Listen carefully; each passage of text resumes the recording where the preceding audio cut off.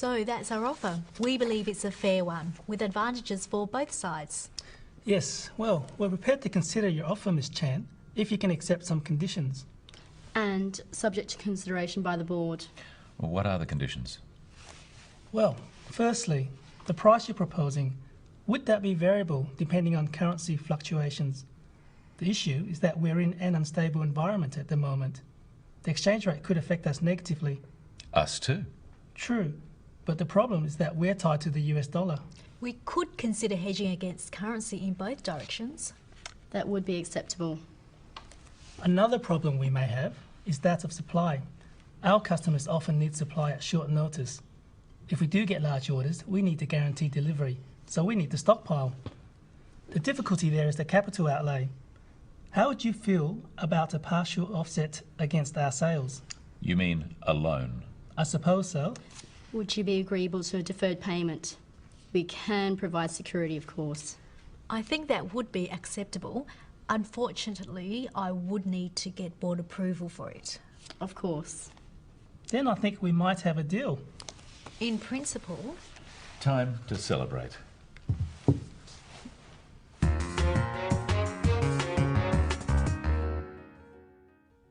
In negotiations, it's usual for each side to have conditions that make the deal better or safer for them. A condition is a change in the terms of a deal which is necessary before one side or the other agrees. Yes, well, we're prepared to consider your offer, Miss Chan, if you can accept some conditions. And subject to consideration by the board. Notice that Victor uses language carefully. He doesn't say, "We agree to your offer." He says, "We're prepared to consider your offer." He is signalling to the other side that there is a chance for agreement by using the word consider, which means think about. He then makes this conditional by saying, "if you can accept some conditions." In English, using the word if in this way is called a conditional. Victor is saying, "We can consider your offer if you can accept some conditions." One part of the sentence is conditional on or depending on the other. The negative is also true. If they can't accept the conditions, Victor can't consider the offer. Notice that Sue adds subject to consideration by the board. Subject to is another type of conditional phrase. She means we can agree if the board agrees.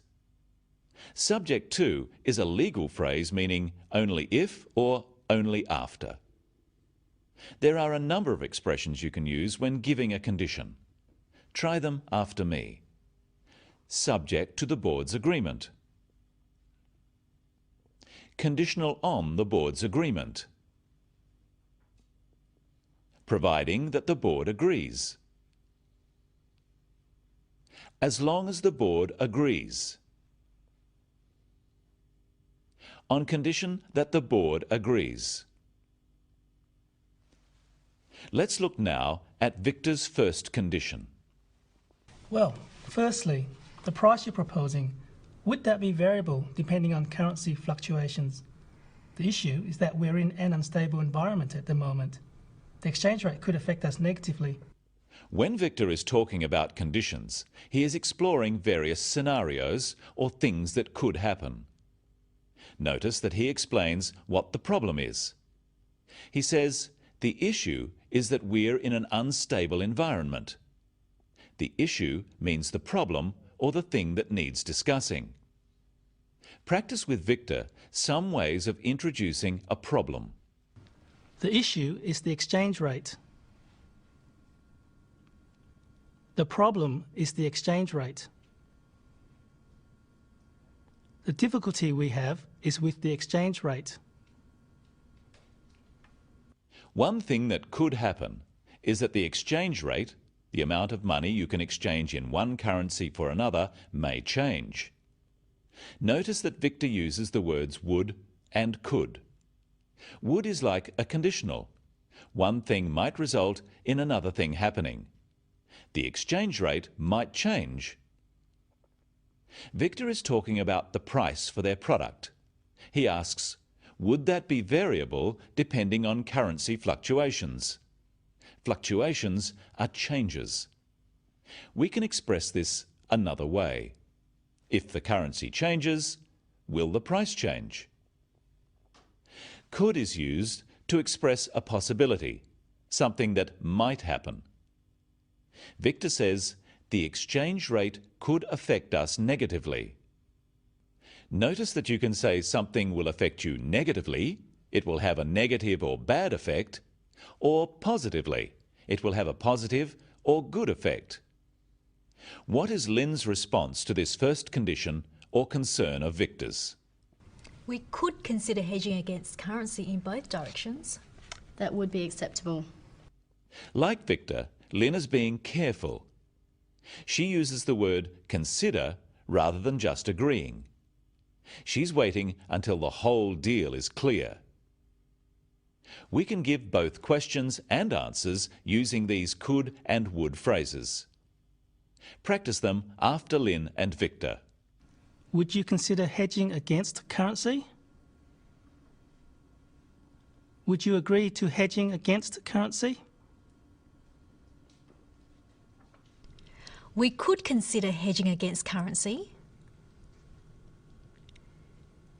We could agree to hedging against currency. Sue comments, that would be acceptable. Acceptable simply means able to be accepted. They can agree to this solution.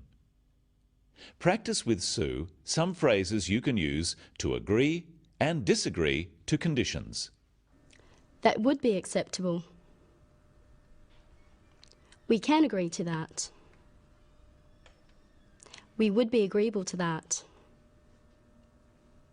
That wouldn't be acceptable, I'm afraid. I'm afraid we can't agree to that. We wouldn't be agreeable to that. Notice that to agree with someone is to think they are right. To agree to something is to accept a proposal. What is Victor's second condition? Let's see. If we do get large orders, we need to guarantee delivery, so we need to stockpile. The difficulty there is the capital outlay. How would you feel about a partial offset against our sales? You might use the phrase, how would you feel about something, if you think it may be a difficult condition for the other side to accept. Sue puts this proposal a different way. Would you be agreeable to a deferred payment? We can provide security, of course. I think that would be acceptable. Unfortunately, I would need to get board approval for it. Sue uses the phrase, would you be agreeable? Would you be agreeable to a deferred payment? A deferred payment is when you pay later for something you buy. Lynn thinks this condition is acceptable, but she makes it conditional on board approval by saying, I would need to get board approval. Notice the stress on would.